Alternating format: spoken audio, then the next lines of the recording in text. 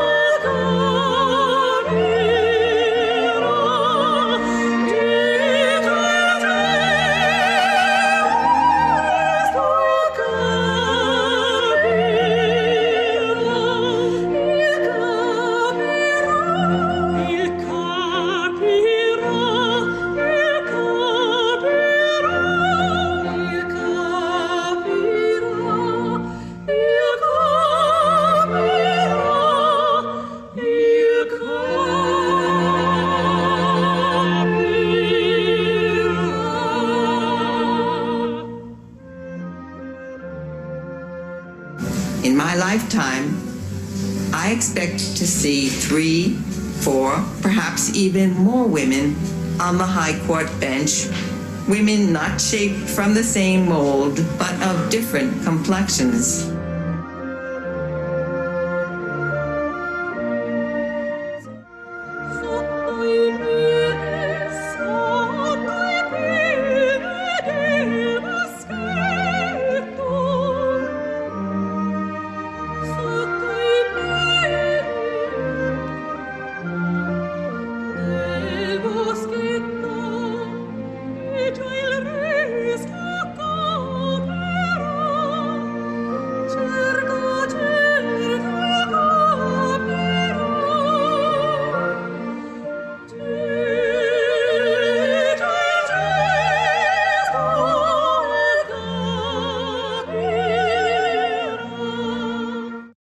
Before we start, one housekeeping matter. Because we have over 1,500 attendees and 20 speakers, we've changed the format a little and recommend that each of you put your screen in speaker mode to best view the program. We can't see or hear attendees, so there's no need to mute your microphone or turn off your camera. We're here tonight to celebrate the life of a truly remarkable woman. Justice Ginsburg memory lives in each of the women you'll hear from. All have been touched in some way by her legacy. In preparing for this event, what struck me was the symmetry, the deep connection between the work women are doing now and the work Justice Ginsburg began in her career. Indeed, two of the women you will hear from held positions that Justice Ginsburg herself held many years ago. Others will speak of the impact she made on their lives as friends, colleagues, or beneficiaries of her pioneering work. As we begin the program, I want to thank the women across the country who came together to make this happen. When we conceived of this event, we had no idea that it would snowball, but it did, driven by the force of resilience and grit that Justice Ginsburg has seated in each of us. I want to give special thanks to Maureen Mulligan, Chair of the ABA Commission on Women, for her role in bringing us all together. And with that, I'm going to turn to our first speaker, Senator Dianne Feinstein, the first woman to sit on the Senate Judiciary Committee and now ranking member. Thank you. The last thing I just did was to go to the floor of the Senate and speak about Ruth Bader Ginsburg. And she truly was a giant in my mind. And I'm sorry we're gathering for such a somber occasion. But I'd just like to say a few more words about the remarkable woman that Ruth Bader Ginsburg was.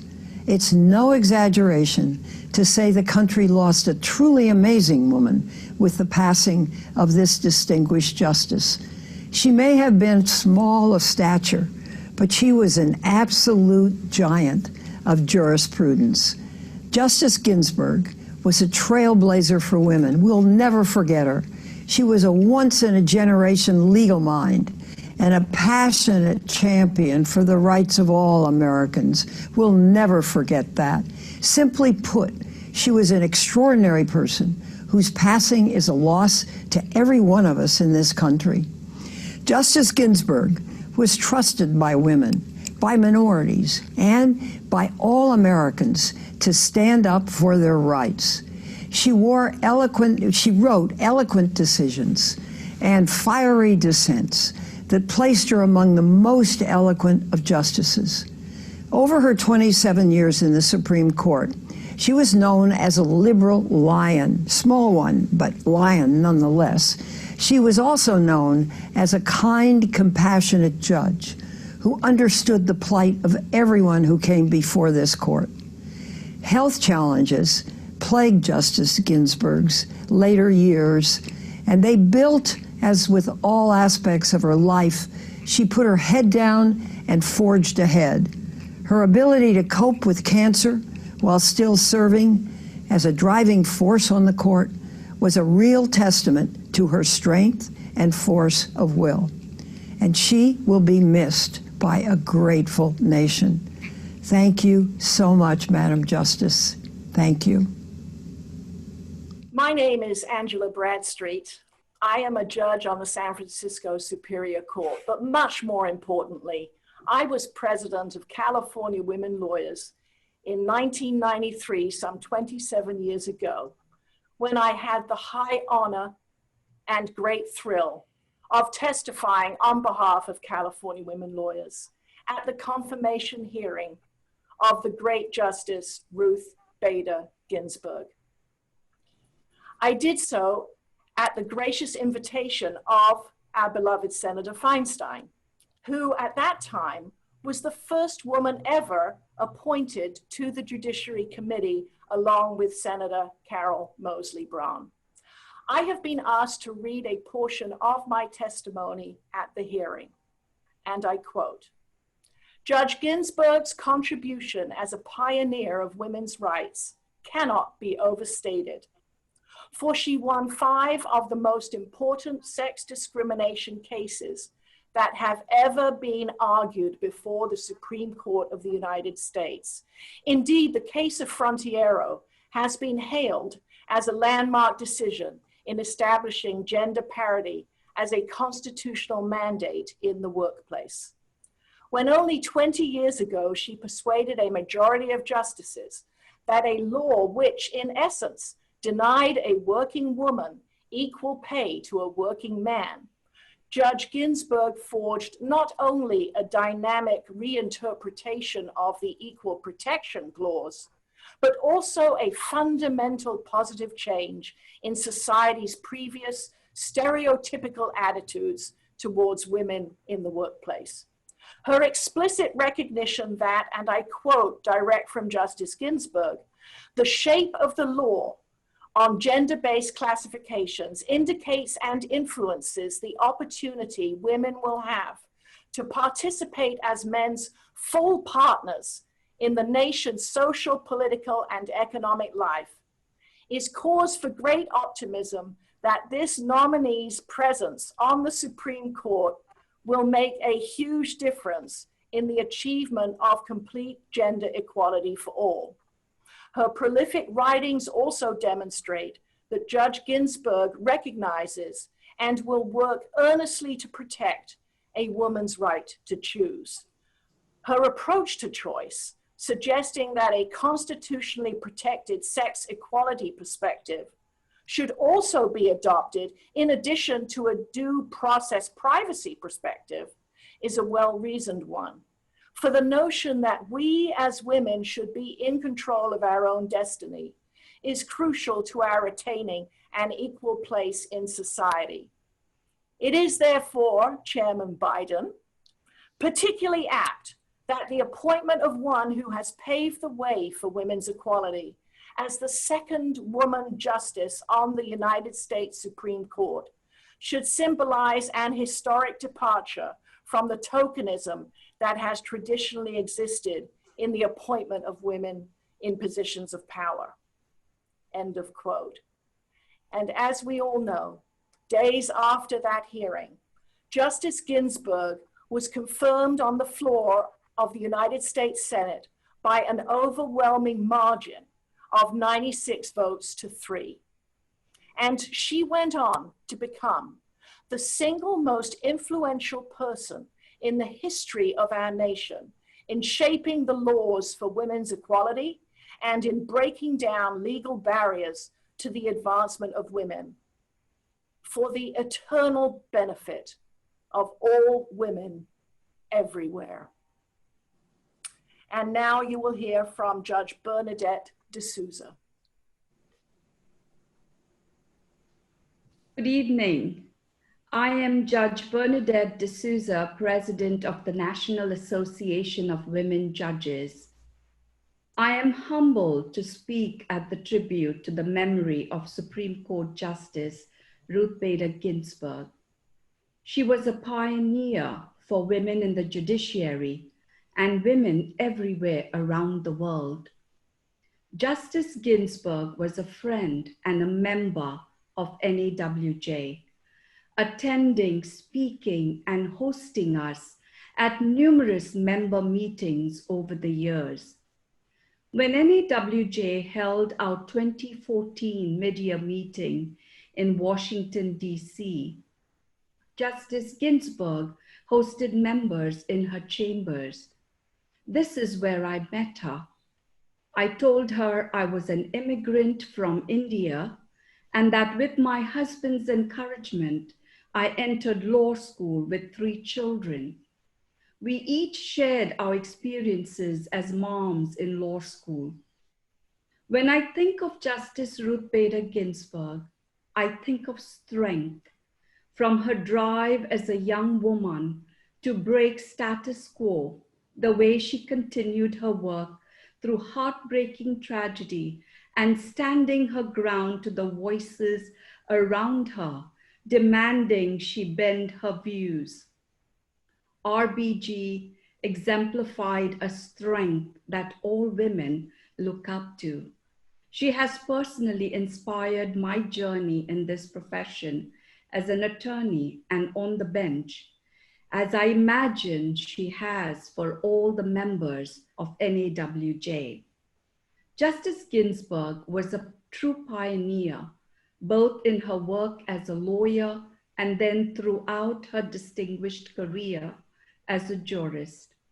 Justice Ginsburg's shining example reminds us all to bravely lead with integrity in all that we do, and together we can change the world.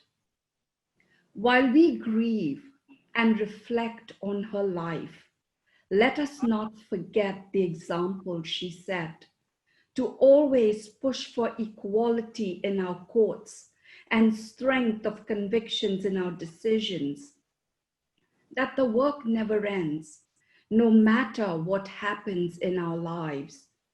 In that vein, I hope we endeavor to keep her memory alive in the work we continue at the National Association of Women Judges, and carry her strength when we put our robes on and step on the bench. Justice Ginsburg's legacy will inspire generations to come. And now you will hear from Maureen Mulligan. Thank you so much, Judge D'Souza. Since Ruth Bader Ginsburg's death, we've been remembering her accomplishments as an advocate and her legal acumen as a judge. We know that she was a role model and an inspiration across generational lines.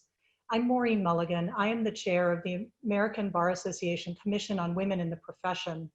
The mission of the Commission on Women in the Profession, like many of the organizations participating here today, is to secure full and equal participation in the ABA, the profession, and the justice system. No one advances alone. Everyone needs an advocate or a sponsor or someone to promote you to the next step.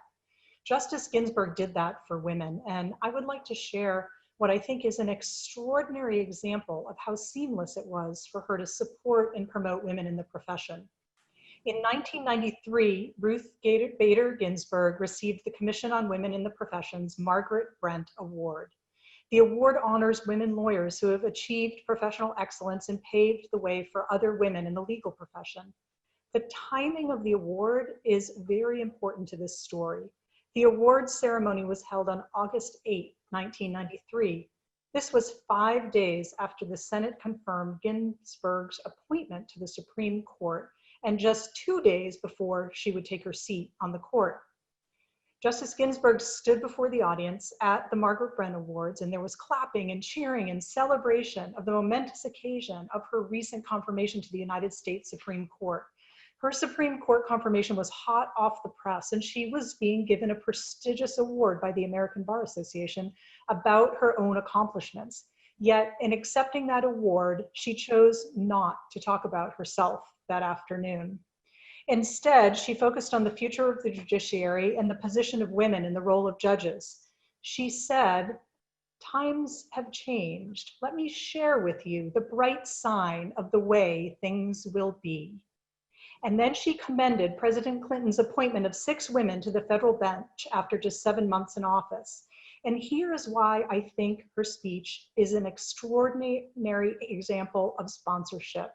She did not talk about her rise to the Supreme Court or even mention her own achievement in her speech. Instead, she said, and this is a quote that I've taken from her speech, "I know this was announced in this morning's newspaper, but I'm so pleased that I would like to read the names of the women in addition to myself that the president has nominated." She never mentioned by name her own Supreme Court nomination and instead proceeded to read the names of the women who were nominated to the federal circuit and district court benches, and then said a word or two about each of them. She closed with her prediction for the future of women on the bench by a comment on what she thought should really be celebrated that day. And she said, "President Clinton's nominees are among 14 total nominees, so I expect there will be among federal judicial nominees, based on the excellence of their qualifications, as many sisters as well as brothers in law. That, indeed, is a cause for hope and celebration," she said. Here, at one of the most momentous times in her own life, Justice Ginsburg chose to congratulate the other nominees to the federal bench and celebrate her great hope for the future of the judiciary. She has shown us the importance of paving the way for others, sponsoring their advancements, bringing their own names to the forefront, and reminding us that working collectively, women rise. Thank you, RBG. And now you will hear from Judge McCune. Hello, good evening. I'm Margaret McEwen from the United States Court of Appeals for the Ninth Circuit. It has been a very sad week, but I feel so privileged to join all of you in celebrating what was a remarkable life. Now, I first met Justice Ginsburg before she was a justice, before she was a judge. I was a third-year law student at Georgetown taking a sex discrimination seminar. And I was searching for papers, for information, and there really was a paucity at the time. So one of the professors said, well, maybe you could get in contact with Professor Ruth Ginsburg at Columbia, which I did. I wrote her a letter. And to my stunning surprise, she wrote back and wrote a very lovely letter and included all kinds of information that I could use for my seminar paper. And it was really generosity that she didn't have to extend. And it was one of the many small kindnesses that she has extended over the following 45 years. We had episodic interaction. And then when I became a judge 22 years ago, it blossomed into a wonderful friendship. We shared meals, we shared music, we shared teaching overseas. She was a great correspondent. We visited at Glimmerglass Opera, Washington, D.C., San Diego, and Paris. And in a poignant moment, one of the last public personal appearances was in February 2020, when I had the privilege to interview her at Georgetown Law School on the ABA 19th Amendment Commission. And there she was, of course, a firm supporter of women's rights and the 19th Amendment. And it was just such a joy to see her and to hear her talk about how far we had come, but how far we have to go. Of course, she loved the law, but she also had a very playful side. And I remember a time when we were in France and someone asked her what was the secret to her success. And she said, well, the secret to her success, and those also on the panel, was that we had husbands who cooked. And she really did that to pay tribute to her husband, Marty. But for me, they had a true partnership that was so admirable and so wonderful to watch. Now, as a judge, and then later as a justice, she served as a role model for so many judges. First of all, I think we can all learn from her. She was an incrementalist who started a revolution, both in the cases she litigated before she went onto the court and on the court itself. She never tried to rewrite history in one fell swoop. Instead, she recognized the importance of building blocks.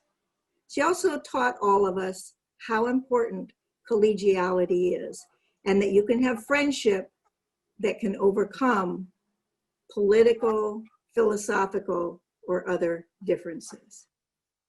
I also take from her economical writing, but more importantly, she didn't have a mean pen, even in her dissents. She wrote with clarity and she wrote with respect, and those were powerful dissents. She wrote for the public and she wrote for the future, appealing to the intelligence of a future day, as she put it. She worked hard, but she also brought to all of us what real world experience can mean on the bench. We can never thank her enough for her contribution to gender equality. She changed the landscape. She changed the language of the law. She had a stunning intellect, a warm heart, a playful spirit, as evidenced by her embracing the notorious RBG. And she had a moral compass that was all in for justice and equality. So I feel that I was an amazing and accidental beneficiary in what grew out of a very serendipitous interchange some 45 years ago. And it was my privilege to be her friend. I'd now like to welcome two more individuals from San Diego, former Congresswoman Lynn Shank and Presiding Justice Judy McConnell. Thank you. Thank you, Margaret. I am joined here, if virtually, by my dear and good friend, Justice Judith McConnell. She is the presiding justice of the administrative presiding justice, as she corrects me, of the 4th District Court of Appeal here in San Diego. We are here as the founding mothers of Lawyers Club, the Feminist Bar Association of San Diego. And I am just as a founding mother of California Women Lawyers, I'm just so thrilled to hear all of the panelists who went before us. As Margaret indicated, sometimes the smallest anecdote tells the biggest story about a person's character. And I think Judy's and my encounter with Ruth Bader Ginsburg before she was a judge, before Judy was a judge, before I was a member of Congress, does just that. Now, what the world came to know as Justice Ginsburg's generosity of spirit and her commitment to women's equality is encapsulated in our experience with her. So Judy, why don't you share going back to 1973 when you and I wanted to create and teach a course in sex discrimination and the law at the University of San Diego School of Law, then an almost unheard of course in most American law schools. Well, Margaret McEwen's comments reflect much of the experience that we had at the time. We were young lawyers eager to teach law students about sex-based discrimination and the law. And we met with the dean of the law school, who was reluctant and not interested in having us teach such a class. It was in the early 70s. It was very unusual to have such programs. And we met then with the provost of the university, who was Sister Sally Fury, a nun. I don't think she wore the habit at the time, but she said she would support our giving such a class, and she wanted to teach it with us. So she wrote a letter to Ruth Ginsburg, or maybe Lynn wrote a letter. My memory is wrote it on her letterhead. Okay, on her letterhead, on our behalf. And because we had heard that Ruth was writing a casebook on sex-based discrimination, which I am proud to own. I should have had her autograph it. And she sent us the galley proofs. The book wasn't out yet. There was no casebook out yet. She sent us the galley proofs and said, share this with everyone, which is just unheard of.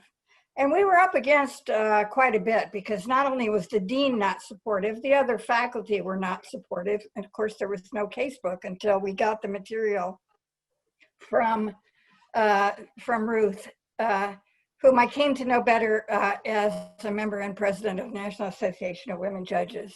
But we taught that class for a number of years. The casebook came out, we used her material, and I came to know her through NAWJ, and I'm just so honored to be here to pay tribute to this wonderful woman. I'll turn it back to Lynn. Thank you. Yes, she was a trailblazer, a role model, an icon, but because of her humility and generosity of spirit, she saw all of us as her partners in the struggle for equality.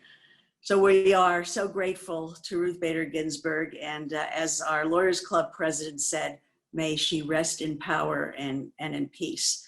And now I will turn it over to Professor Penny Venetis of Rutgers Law School.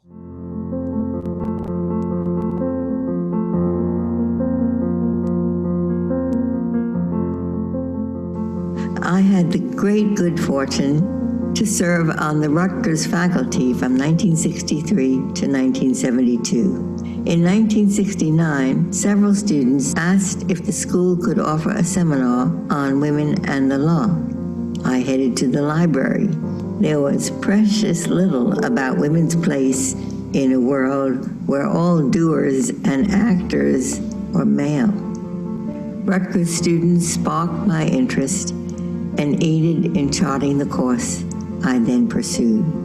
Less than 3 years after starting the seminar, I was arguing gender discrimination cases before the Supreme Court.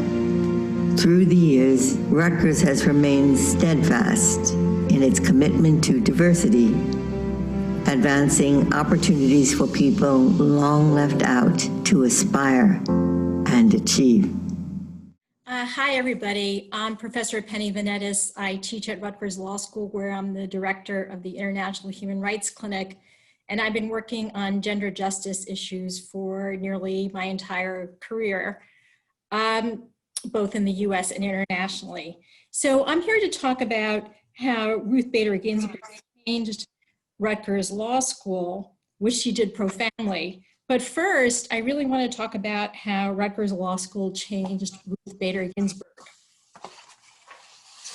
Ruth Bader Ginsburg taught at Rutgers from 1963 to 1972. The country was undergoing profound change. The civil rights movement was sort of simmering at that time and exploding by the time she left in 1972. Ruth Bader Ginsburg was a scholar at Rutgers Law School. She was quiet, she was low profile, she was a taskmaster, and she was discriminated against. She was paid less than the male faculty members, and she felt so insecure about her position there that she hid her pregnancy in the mid-1960s because she was worried she was going to be fired. So she was like the rest of us. So in 1968, Rutgers activist students shut down the campus in Newark, where the law school is located, and they demanded that the law school diversify its student body and its faculty. So again, this is the milieu where Justice Ginsburg was teaching as Professor Ginsburg. As a result, the student created the first minority student program in the country, which celebrated its 50th anniversary a few years ago, and has graduated thousands of prominent alumni and really changed the face of the legal profession, both in New Jersey and across the country. So it was in this atmosphere that women at the law school also wanted to make their mark. And as we heard from Justice Ginsburg in the video, a group of female students, a handful of them, because there were only a handful of them at the law school at the time, approached her and asked that she create a course for them on women in the law, which she did. And that course then led to the creation of the Women's Rights Law Reporter, which was a fledgling periodical in New Jersey. And these students, under the direction of Professor Ginsburg, brought the publication to the law school, and it became the Rutgers Women's Rights Law Reporter, which was the first women's rights law reporter in the country. And it began in 1970. It's still going strong, and it really paved the way for comparable periodicals. It wasn't actually until the mid-1990s that law schools around the country started having their own women's rights reporters and periodicals and law reviews. So it took a full 25 years or so before the rest of the country caught on. So Ruth Bader Ginsburg found her activist voice at Rutgers Law School. And as she said in the video, she she worked on her first US Supreme Court case as a faculty member at Rutgers Law School, and that was Reed versus Reed. She inspired a great many women at Rutgers Law School. The women in the classes in the 1960s and early 1970s all had illustrious careers. They became the judges. They became partners in law firms. They became leaders of the public interest bar.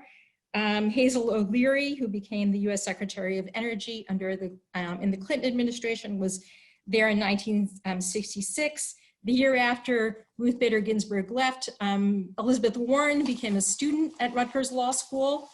Her biggest legacy, I would say, other than inspiring these women who went on to do amazing things, is that she she was instrumental in creating our clinical program, which consistently ranks among the top clinical programs in the country.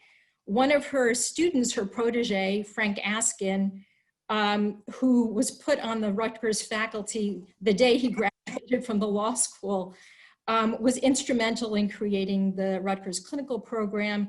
He continued to work with Ruth Bader Ginsburg as general counsel to the ACLU. She also held that position for decades. And our clinical program is one of the most expansive in the nation.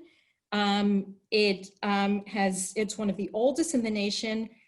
We had the first women's rights law clinic in the nation. Our clinical program is responsible for landmark constitutional law and international human rights decisions. Continues to push the law in every way that we possibly can. Our mantra in the clinical program to our students is to use the law creatively, just as Ruth Bader Ginsburg did, and not to be dissuaded by bad precedent, and to embrace dissents if we have to do that. Justice Ginsburg said, the dissents speak to a future age. The greatest dissents become court opinions. And in our clinical program, we try to turn dissents into majority opinions. On a personal level, Ruth Bader Ginsburg inspired me to go to law school. For some reason, I don't know how, as a little girl, I knew about her work. I heard about her and what she was doing. It caused me to read the Equal Protection Clause, to track down a constitution at the local library and to read it and to read the Equal Protection Clause. And one of the reasons I went to law school is because I wanted to be like her. So I was delighted when I got an offer to teach at Rutgers Law School in 1993 because Ruth Bader Ginsburg had taught there, and because of the Women's Law Reporter, because of the Women's Rights Clinic, and because of the school's commitment to social justice. I have to say that I've stayed at Rutgers Law School for nearly 3 decades because Ruth Bader Ginsburg's commitment to equality and justice permeates our law school. It is in the DNA of Rutgers Law School, and Ruth Bader Ginsburg was instrumental in putting it there. Thank you so much for letting me be part of this program, and I now turn it over to Ria Tapik-Omar. Thank you, Professor Venetis. My name is Ria Tapik-Omar. I'm the current director of the ACLU Women's Rights Project, with which, of course, Ruth Bader Ginsburg co-founded with Brenda Feigen in 1972. We think today of RBG the meme, that amazing disconnect between her small stature and the audacity of her ideas. But RBG was pretty audacious as an advocate as well, and I wanted to spend just a few moments on her years in the Women's Rights Project. When Ruth Bader Ginsburg founded the Women's Rights Project, she was 39 years old, and I share that with you only because many of the women on this call may be perhaps somewhere between 39 and 87, and may be able to imagine being in Ruth Bader Ginsburg's shoes as she set out for her first argument in the Supreme Court in 1973. Someone else has already mentioned the Frontiero case, and one of my all-time favorite quotes from her, which was really borrowed from an abolitionist, was actually used not from the bench, but as an advocate when she stood up before 9 men and said to them, "I ask no favor for my sex. All I ask of our brethren is that they take their feet off our necks." That is a wonderful line, but it is even more wonderful when you imagine it being used in an oral argument, which, by the way, she was invited to give as an amicus, not a party, granted 11 minutes. And she whipped out this line at minute 10 because at that point she had 0 questions, which again, imagine yourself in her shoes. This is a litigator's nightmare. You're up there, you've got a cold bench. You have no idea if anyone's with you. You have stone-faced men. And when she's asked about, why she chose to use that line in the argument, she says, "Well, I wasn't sure if they were still awake. I wanted to wake them up." And it's a great joke, but I also think in classic RBG style, I am certain that it was a strategic choice that she had planned long before that moment, of course, when she was up there facing the cold bench. But still, to have that in your back pocket, it really is the ultimate mic drop. And of course, she won that case 8-1.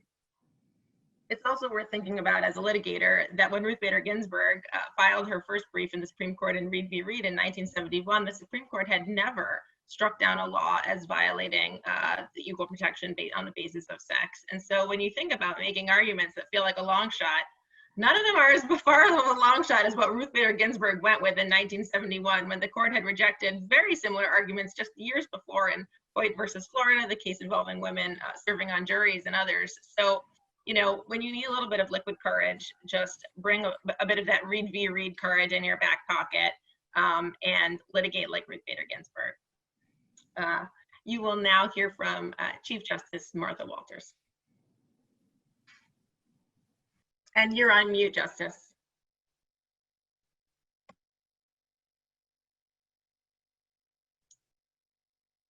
Thank you.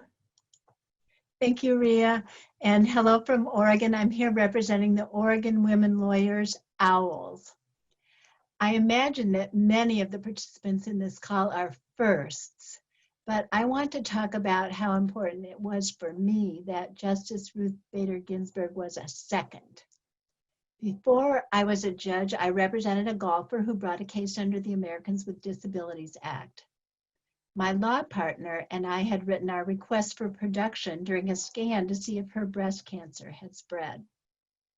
By the time our client's case reached the Supreme Court, her cancer was in remission. We attended argument and sat in the front row, and our client, Casey Martin, sat out in the gallery. We later learned that Justice Ginsburg had sent her law clerk out to stand next to him so that she could know the man behind the case. Wasn't that just like her? Justice O'Connor was also on the bench that day, and as a lawyer in the case, just knowing the life experiences that she and Justice Ginsburg shared was heartening. As a lawyer who wanted to make a difference, knowing that women could aspire to the positions that they held was so inspiring. It was many years later that I joined the Oregon Supreme Court. And although I was not the first woman on our 7-person bench, I was at that time the only. I cannot overstate how much it meant to me to have a woman, Virginia Linder, win her election and join me. Ginny and I had a special camaraderie that made us both better and by far happier jurists. We know that Justice Ginsburg felt the same way about Justice O'Connor, because when Justice Ginsburg was in Oregon for several days, we went to an informal event where state court judges had a chance to ask her questions. No one had asked anything that touched on women on the bench, so Ginny asked what it had been like for her to serve with Sandra Day O'Connor, who was by then retired, and how it now felt for her to be the only woman on the bench. Ruth Bader Ginsburg softened and seemed both filled with warmth as she described serving with Justice O'Connor, and filled with sadness as she described how it felt to be the sole woman on the bench.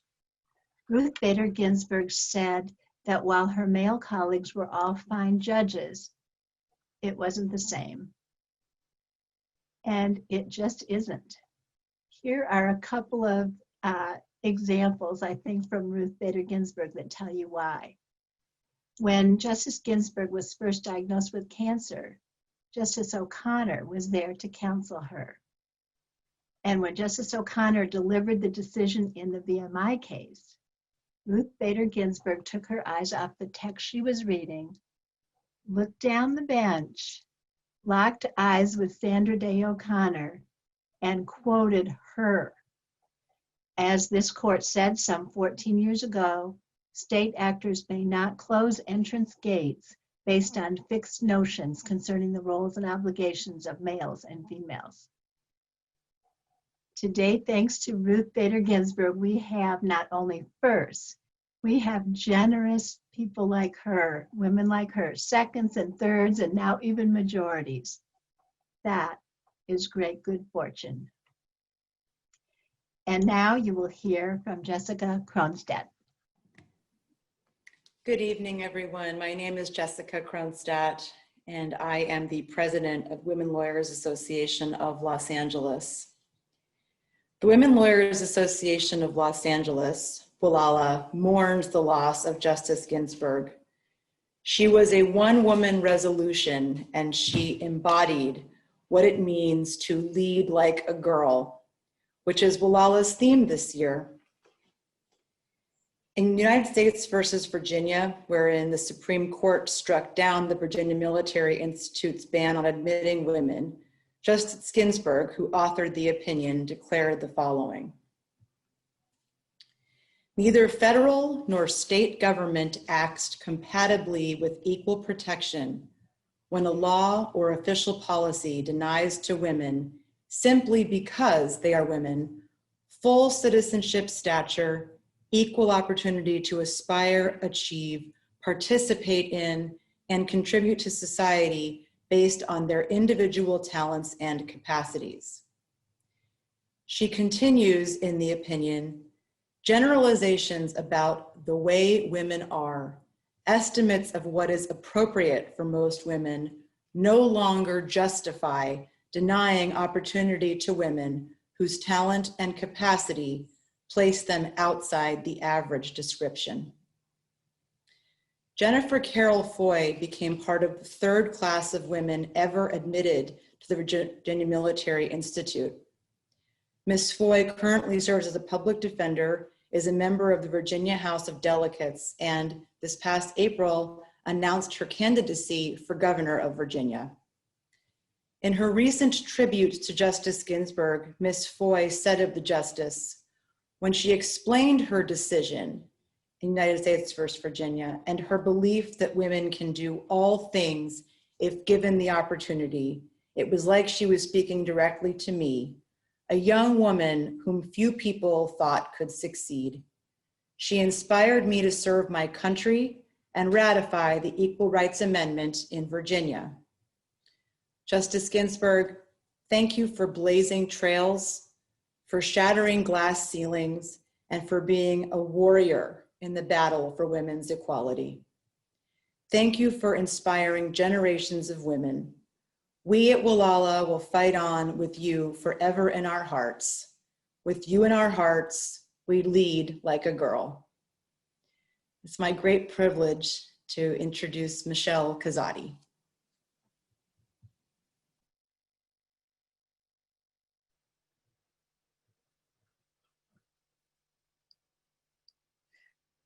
Thank you, Jessica. Good evening, everyone. My name is Michelle Kazadi, and I'm the president of the Black Women Lawyers Association of Los Angeles. My comments tonight focus on one brilliant dissenting opinion of the great Justice Ginsburg and what it tells us about our calling as women lawyers. In 2013, Shelby County versus Holder struck down one of the pillars of the civil rights movement, the pre-clearance remedy provision of the Voting Rights Act of 1965. Recall the Voting Rights Act was passed in response to the Mississippi summer of 1964, which brought 1,000 arrests, 35 shootings, 30 bombed buildings, 35 burned churches, 80 beatings, and at least 6 murders. This was not ancient history to Justice Ginsburg. In that summer, she was 31 years old, an untenured law professor, and with her family would have watched the nightly televised news of violent racial confrontations over voting. Almost 50 years later, she had the righteous courage to dissent from the majority opinion in Shelby, which held that racial discrimination in voting was no longer a quote unquote extraordinary problem. Her dissent is a model of flawless legal scholarship, citing the law and legislative findings on voter discrimination. She criticized Justice Roberts' radical judicial activism in invalidating legislation. She wrote, "The court does not even deign to grapple with the legislative record." Justice Ginsburg understood congressional findings on the persistent nature of discrimination.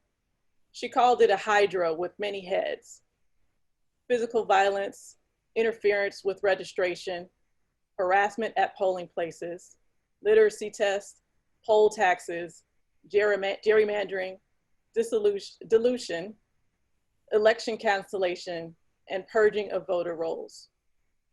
Justice Ginsburg rejected the majority view that we live in a post-racial society with where remedies against voter discrimination are unnecessary. She recognized that racism continues, citing contemporary FBI recordings of state senators using racial slurs and plotting to deprive Black citizens of their right to vote. She was idealistic about American democracy. She wrote, "The grand aim of the act is to secure to all in our polity equal citizenship stature, a voice in our democracy undiluted by race." The Shelby dissent has much to say to us about our role as women lawyers. It's as if Justice Ginsburg is right here speaking to us. She is telling us that we can and we must use our legal skills to uphold law, justice, and democracy. May we emulate her righteous courage as we face challenges to voting that our times present. Thank you. And now you will hear from Kimberly Housley.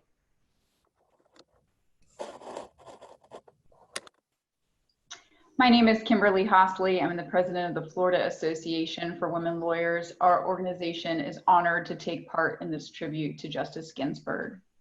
Justice Ginsburg said, "Dissents speak to a future age." To that end, I will be reading excerpts from her dissent in Ledbetter versus Goodwill Tire and Rubber Company, which the US Supreme Court decided in 2007. Ledbetter was a pay discrimination case wherein Lilly Ledbetter alleged that she was paid less than similarly situated males because of her sex. The majority court decided that Ledbetter's case was time barred, claiming that her time allowed to file a discrimination charge started ticking the first time Goodyear failed to increase her pay, as opposed to the clock ticking each time she received discriminatory pay. Justice Ginsburg stated in part in her dissent, "The court's insistence on immediate contest overlooks common characteristics of pay discrimination. Pay disparities often occur, as they did in Ledbetter's case, in small increments. Cause to suspect that discrimination is at work develops only over time. Comparative pay information, moreover, is often hidden from the employee's view. Employers may keep under wraps the pay differentials maintained among supervisors, no less the reasons for those differentials. Small initial discrepancies may not be seen as meat for a federal case, particularly when the employee trying to succeed in a non-traditional environment is averse to making waves. Pay disparities are thus significantly different from adverse actions such as termination, failure to promote, or refusal to hire, all involving fully communicated discrete acts easy to identify as discriminatory. It is only when the disparity becomes apparent and sizable that an employee in Ledbetter's situation is likely to comprehend her plight and therefore to complain. Her initial readiness to give her employer the benefit of the doubt should not preclude her from later challenging the then current and continuing payment of a wage depressed on account of her sex. Congress never intended to immunize forever discriminatory pay differentials unchallenged within the 180 days of their adoption. This assessment gains weight when one comprehends that even a relatively minor pay disparity will expand exponentially over an employee's working life if raises are set as a percentage of prior pay. This is not the first time the court has ordered a cramped interpretation of Title VII, incompatible with the statute's broad remedial purpose. Once again, the ball is in Congress's court. And in fact, in 2009, the Lilly Ledbetter Fair Pay Act was passed by Congress, amending Title VII of the Civil Rights Act of 1964 and putting into law Justice Ginsburg's words in her dissent that the 180-day statute of limitations for filing an equal pay charge of discrimination required for a viable lawsuit resets with each new paycheck affected by that discriminatory action. This was a tremendous step forward for women in this country to be able to bring and prove pay discrimination, which began with Justice Ginsburg's dissent. Thank you, Justice Ginsburg, for all you have done to move women forward in this country. And now you will hear from Miranda Hawkins.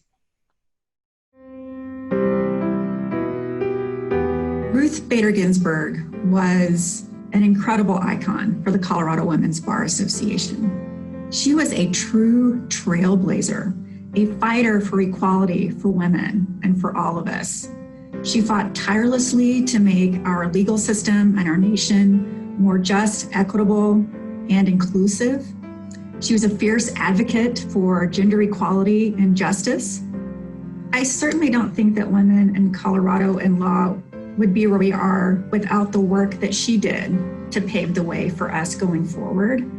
One of my favorite quotes of Justice Ginsburg is, "Fight for the things you care about, but do it in a way that will lead others to join you." This quote speaks directly to her legacy with the Colorado Women's Bar Association. She paved the way and inspired us to, for example, last year we were instrumental in getting the Equal Pay for Equal Work Act passed. I think that the work that she did as a litigator and then being the second woman on the United States Supreme Court helped pave the way for us to be able to do those kinds of things. She was a unique figure in our history. She was just a specific role model in so many ways and relatable because she had her own struggles, and we all have our own struggles as well and can relate to her on that. For the Colorado Women's Bar Association, she's been a shining role model for us and for all women because she showed us what was possible. In 2003, Justice Ginsburg visited Colorado to speak at a CU Law Conference event. And while she was here, she agreed to meet with members of the Colorado Women's Bar Association, and we organized a reception in her honor, and she spoke. And we awarded her our highest honor, which is the Mary Lathrop Trailblazer Award. And this award is named after the very first female attorney to open a law practice in Colorado in 1897.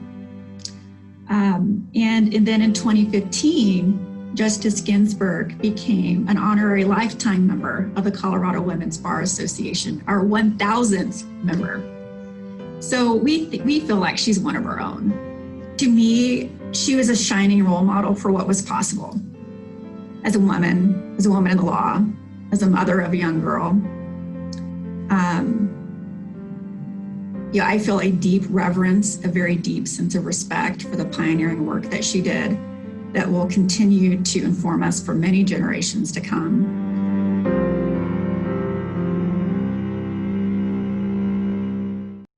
Hello, everyone. My name is Elizabeth Bryson, and I'm a past president of the New York Women's Bar Association, a past officer and current director of the Women's Bar Association of the State of New York, and a current vice president of the National Conference of Women's Bar Associations. I am very honored to have met Justice Ginsburg numerous times in a variety of circumstances, initially when I was admitted to the U.S. Supreme Court in 1990, but subsequently at many bar and charity events. As a litigator and appellate attorney who concentrates my practice in the area of civil rights, I found great inspiration from Justice Ginsburg, and I could speak at length about her impact on my life in the law and on the scores of amicus briefs I have worked on. But many others have and will speak about her career as an attorney, advocate, and as a most distinguished jurist and inspiration. I want to share a different side of her. This is a personal memory, but also one that is shared with numerous women's bar members in New York. In 2012, Justice Ginsburg came to Cooperstown, New York, home of the Baseball Hall of Fame, to give a lecture on how the law, the legal profession, and legal principles are portrayed in operas. She also joined members of the Women's Bar Association of the State of New York for an intimate luncheon where we could chat with her, and we later attended an opera with her. It was clear from the outset of her lecture that Justice Ginsburg is not just a fan, but a true expert on operas. She regaled the audience with a myriad of circumstances in operas where, as she said, lawyers and judges do not fare well. For example, in Porgy and Bess, a lawyer says he will charge $1 to secure a divorce. But when he finds out that the couple was never married, he raised his fee to $1.50. To name a few of the other operas with legal themes, she mentioned Aida, slavery and choices between love and duty to country and king, The Crucible, the Salem witch trials, Lost in the Stars, which deals with apartheid, Tosca, political prisoners, war, capital punishment. Carmen, murder. A View from the Bridge, poverty, immigration law, murder. And Fidelio, where a wife disguises herself as a guard to rescue her husband from prison. She touched on many other operas as well. It was a fascinating morning. All lawyers across the country will remember Justice Ginsburg's unbridled commitment to equality, her integrity, her legal acumen, her brilliant advocacy in writing, and her graciousness and wit. But what has stayed with those of us who attended that day was her quiet grace, her generosity, and especially her passion for opera, for the law, for her family, for the equality of all persons, and for our country. She once remarked that listening to music is the one time when my head isn't filled with briefs and opinions. All that is put on a shelf and I just enjoy. While this is just one of many dear memories of Justice Ginsburg, I hope that when we remember this unique and extraordinary woman, let us also be reminded, each and every one of us, to find our passion and our joy in our lives and to take the opportunity to pass that on. Thank you so much. And now you will hear from Karen Richardson. Thank you, Elizabeth. Good evening. My name is Karen Richardson, and I am here as the Executive Director of the National Association of Women Lawyers. Justice Ruth Bader Ginsburg lived the mission of NAL, advancing women in the legal profession and advocating for equality of women under the law. She was one of us, and she is an inspiration to us.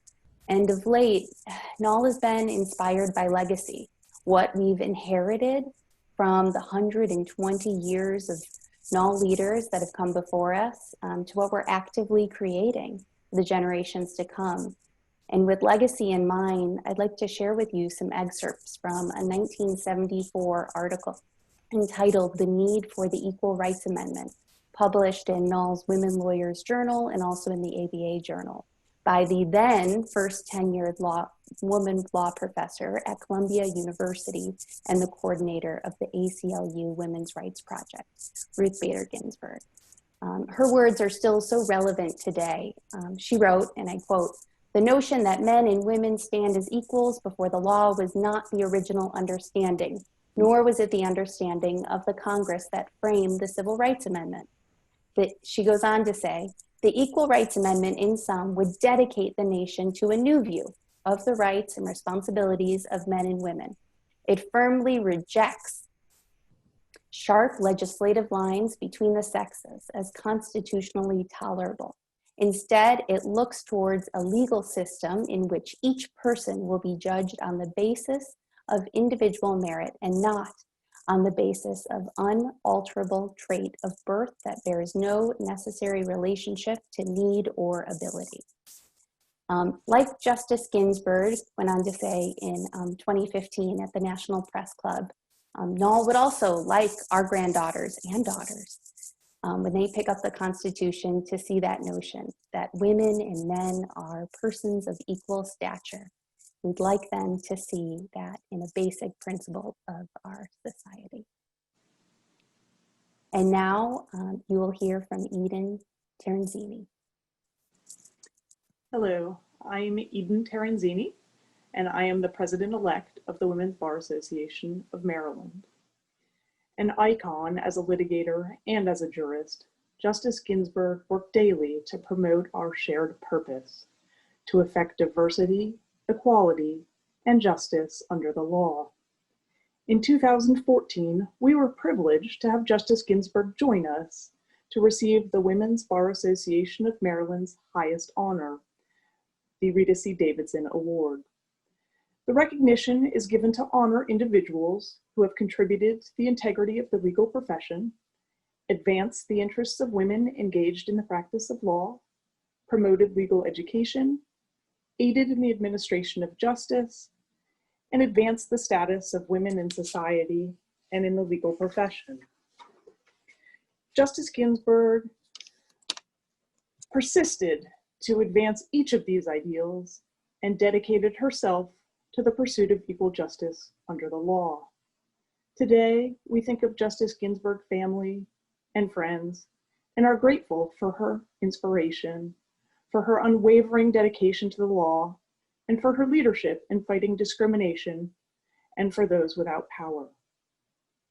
And now you will hear from Jemmy Gullion-Lucy. Thank you, Eden.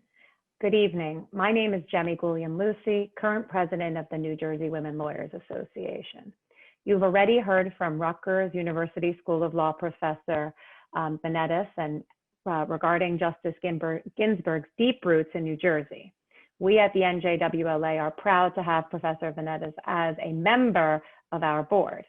I would like to share with you a quote from our beloved Justice Ginsburg, a quote that in this time of COVID-19 is even more meaningful. Quote, "You can't have it all at once. Who, men or women, has it all at once? Over my lifespan, I think I have had it all, but in different periods of time, things were rough. And if you have a caring life partner, you help the other person when that person needs it." And I would just simply like to add, navigating through these uncharted waters of a global pandemic, that we each have our own village, just like Justice Ginsburg, often made up of a caring life partner, family, friends, colleagues, and for so many of us here this evening, our fellow members of our given Women's Bar Associations. And may we continue to draw from our villages in pursuit of the profession of law, always leaning on the wonderful wise words of Justice Ginsburg and continuing down the path that she paved for us. And now you will hear from Daryl Tiller Mason. Thank you. Good evening. My name is Daryl Tiller Mason, and I am representing the Virginia Women Attorneys Association. In 1987, I was president of that organization, and in that capacity was in charge of putting together a faculty for a bicentennial celebration entitled Women and the Constitution, 1787 to 1987. This was to be a week-long program co-sponsored by the Virginia Women Attorneys and the Virginia Council on the Status of Women, and it was being held at the University of Virginia. I was very nervous when I picked up the phone to call then Judge Ginsburg, who was a member of the U.S. Court of Appeals for the D.C. Circuit. She put me at ease and agreed to the invitation to participate. And I had known that if I could secure her participation in this week-long event, that the other notable individuals that I had in mind would be much more disposed to accept because they would want to join her. Well, my plan worked, and joining Ruth Bader Ginsburg were Mary Frances Berry, Linda Grant DePaul, Ann Friedman, Elaine Jones, Sarah Weddington, and Wendy Williams. They all came on board, and it was a fabulous event, winning that year's North American Best Summer Program. Judge Ginsburg was interviewed at that time in conjunction with the event, and we published that interview in our legal journal. Several of her comments from 1987 are as relevant today as they were 30 years ago. On pregnancy leave, we must involve men in the role of bringing up children. The more tightly you associate women with children, as you do by giving special pregnancy leave, but no comparable leave for other temporarily disabling conditions, the more you go against this. If women have the job of raising children alone, they will always be in a state of exhaustion.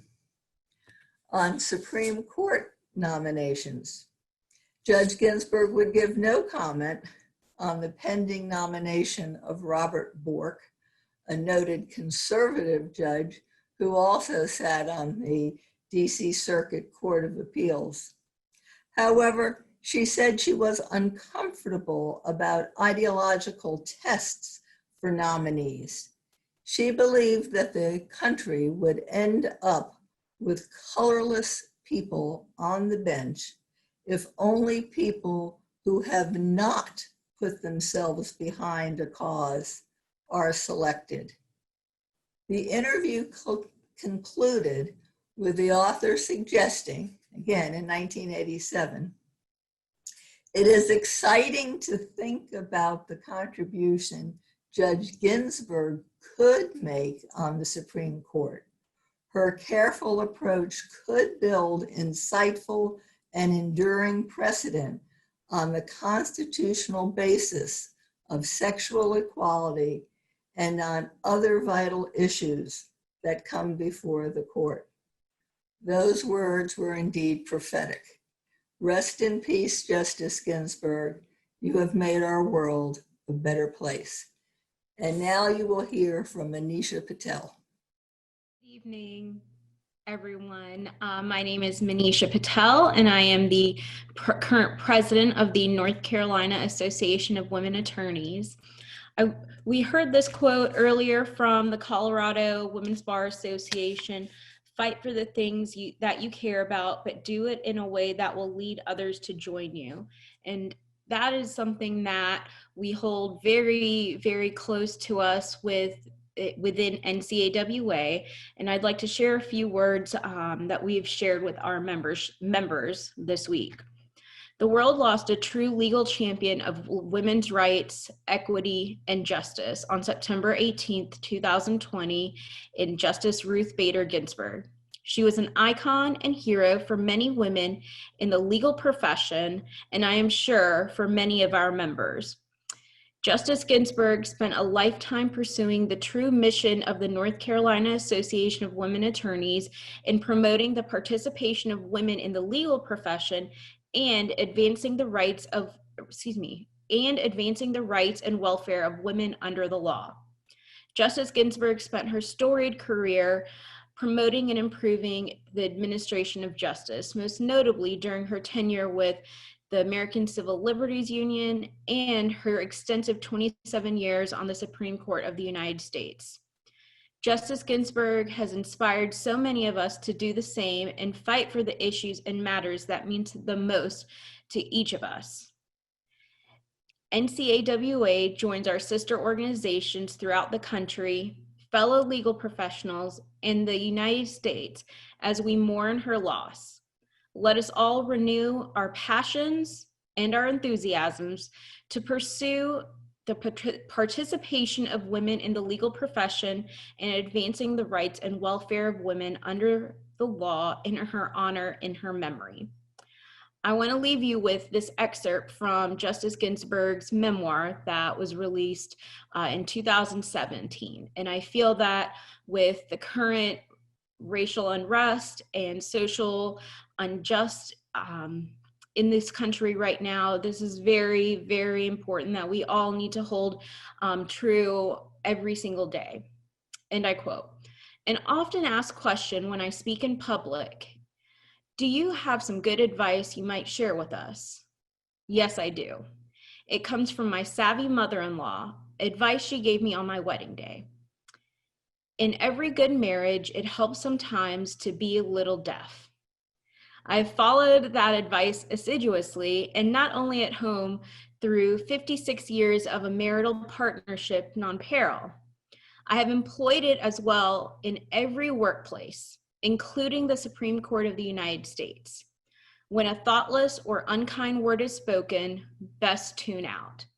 Reacting in anger or annoyance will not advance one's ability to persuade." I believe that is very true today and in all of our careers as we look forward with our current country, political state, and what we choose to pursue. And we hope that Justice Ginsburg's inspiration will lead us as we move forward. Thank you. And now you will hear from Jessica Rowe.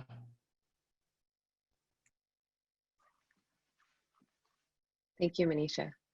Hi, everyone. My name is Jessica Rowe. I'm the immediate past president of CWL and the current president of the CWL Foundation.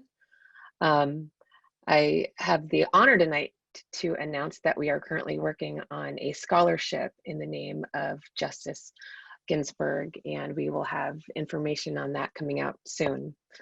I'm also here tonight as a representative of San Mateo County Women Lawyers.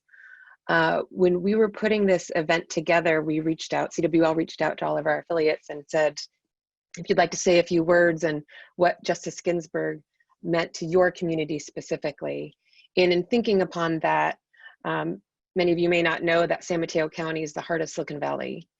And one thing that we really struggle with still is gender equality, gender parity, and gender discrimination within the tech community that happens rampantly here where I live, to many of my friends even. And so in thinking about Justice Ginsburg's fight for equality in the workplace and advancement of women, and how that starts really when they're younger, when women are younger, I'm actually going to read tonight a passage from one of my favorite children's books. So bear with me. It's Rosie Revere, Engineer, and this is a story about a young girl who wants to be an engineer, and one of her uncles laughs at something that she does, and she loses the courage to remain building as an engineer until one day her great-great-aunt Rose, Rosie the Riveter, comes to visit, and this is how it goes. And that's how it went till one autumn day, her oldest relation showed up for a stay. Her great-great-aunt Rose was a true dynamo who'd worked building airplanes a long time ago. She told Rosie tales of things she had done and goals she had checked off her list one by one. She gave a sad smile as she looked to the sky. The only thrill left on my list is to fly. But time never lingers as long as it seems. I'll chalk that one up to an old lady's dreams. That night, Rosie lay wide-eyed in bed. A daring idea crept into her head. Could she build a gizmo that could help her aunt fly? She looked at the cheese copter hat and said, no, not I. But questions are tricky and some hold on tight. And this one kept Rosie awake through the night. And so when dawn approached and the red streaks lit the sky, young Rosie knew just how to make her aunt fly. She worked and she worked till the day was half gone, then hauled her cheese copter out onto the lawn to give her invention a test just to see the ridiculous flop it might turn out to be. Strapped into the cockpit, she flipped on the switch. The helio cheese copter sputtered and twitched. It floated a moment and whirled round and round, then froze for a heartbeat and crashed to the ground. Then Rosie heard laughter and turned round to see the old woman laughing and slapping her knee. She laughed till she wheezed and her eyes filled with tears, all to the horror of Rosie Revere, who thought, oh no, never, not ever again will I try to build something to sputter or spin or build with a lever, a switch, or a gear, and never will I be a great engineer. She turned round to leave, but then great-great-aunt Rose grabbed hold of young Rosie and pulled her in close and hugged her and kissed her and started to cry. You did it, hooray, it's the perfect first try. This great flop is over, it's time for the next. Young Rosie was baffled, embarrassed, perplexed. I failed, said dear Rosie. It's just made of trash. Didn't you see the cheese copter crashed? Yes, said her great aunt. It crashed, that is true. But first it did just what it needed to do. Before it crashed, Rosie, before that it flew. Your brilliant first flop was a raging success. Come on, let's get busy and on to the next. She handed a notebook to Rosie Revere, who smiled at her aunt, and it all became clear. Life might have its failures, but this was not it. The only true failure can come if you quit. They worked till the sun sneaked away to its bed. Aunt Rose tied her headscarf around Rosie's head and sent her to sleep with a smile ear to ear to dream the bold dreams of a great engineer. Rest in peace, Justice Ginsburg. And now you'll hear from Naomi Dewey. Thank you, Jessica. It's a fitting end to the tribute as we prepare to educate a new generation on what it means to speak truth to power and just how important our work to increase diversity on the bench and the legal system really is. Looking at the chat tonight and seeing how many of you have your children listening, especially daughters listening with you, that's really powerful. Thank you also to the inspirational women who spoke tonight and contributed to this program. It really does take a village, but we're more than a village. With the spheres of influence that each of us bring tonight, we're a national force to be reckoned with. Let the memory of Justice Ginsburg and the stories shared tonight be a call to action. The next few weeks are going to be tough. Our judicial system and the rule of law are more important than ever, and we're at a critical point in the fight for equal and civil rights. We cannot say this enough. That phrase from Justice Ginsburg that a number of you have shared tonight. Fight for the things that you care about, but do it in a way that will lead others to join you.